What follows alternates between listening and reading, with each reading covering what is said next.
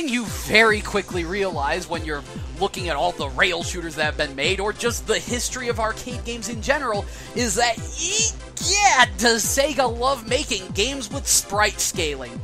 In fact, they've probably made more games that involve scaling sprites than any other company on the face of the friggin' planet. And perhaps the greatest proof of their love affair with the scaled sprites is this game right here. Yeah, I want you to look in the bottom right corner at the year this game came out. Yeah, that was the same year as Ms. Pac-Man. They made this. My friends, this is Zoom 909, released in America as Buck Rogers' Planet of Zoom. A game I have a little bit of an attachment to because when my dad gave me his VIC-20, the only game he had on it was Buck Rogers' Planet of Zoom. I had never seen this thing in arcades, and while it received many old home ports on practically every old computer console under the sun, heck, I have an Atari 2600 version of it, none of them are what you would call arcade perfect. Thank goodness we have emulation now, because yeah, no arcade perfect release has ever come out. Having said that, I hear that the video and sound emulation aren't entirely accurate, but I don't think this game has any music anyway, so please excuse the obvious filler music I am using. Now, by this point, you can probably already tell how this game works. It is an incredibly basic rail shooter. You move, you shoot. You have a certain number of enemies that you need to defeat, marked at the top of the screen, and once you defeat that number of enemies, you move on to the next stage. You have a time limit, but you also have a throttle allowing you to increase and decrease your speed. The faster you go, the more points you get. However, egad, is this game a little on the cheap side. Obstacles really have a tendency to sneak up on you, so going fast is incredibly hazardous. Heck, even at the lowest speed, you run the risk of slamming into a large number of enemies, and the game is, as I said, kinda cheap. Sometimes you'll blow up, spawn in, and then immediately slam into the next enemy in a chain of them.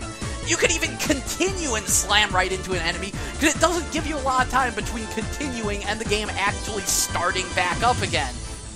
And you do continue exactly where you left off. The game actually has a number of different stage designs, purportedly 6 different quote-unquote scenes, and that is nice. It keeps things interesting. You have the trench sections, the planet sections, the space sections. One thing I noticed is that in the trench and planet sections, you could barely go up and down at all, but you have full movement in the space sections. The last part of every set of scenes is this mothership battle that's actually ridiculously easy, but still it's a nice set piece.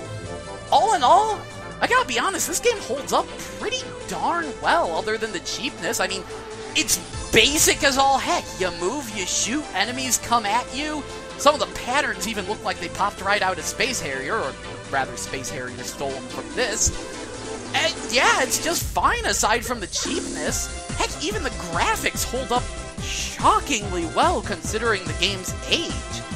Buck Rogers' Planet of Zoom, Zoom 909, whatever you want to call it, this is easily one of the earliest rail shooters out there, as strikingly it still holds up today. Though plenty of better rail shooters have come out, still good fun. However, I gotta say, as I look at more older games in the genre, it does appear that Buck Rogers' Planet of Zoom was actually sort of influential for a time. Maybe not the actual original arcade game, but the ports of it. You see, like I said, this game was ported to nearly every system under the sun back during the Atari Commodore 64 age. And while, yeah, maybe the arcade game didn't catch a lot of people's eyes, the home ports certainly did, because they were pulling off something technically impressive.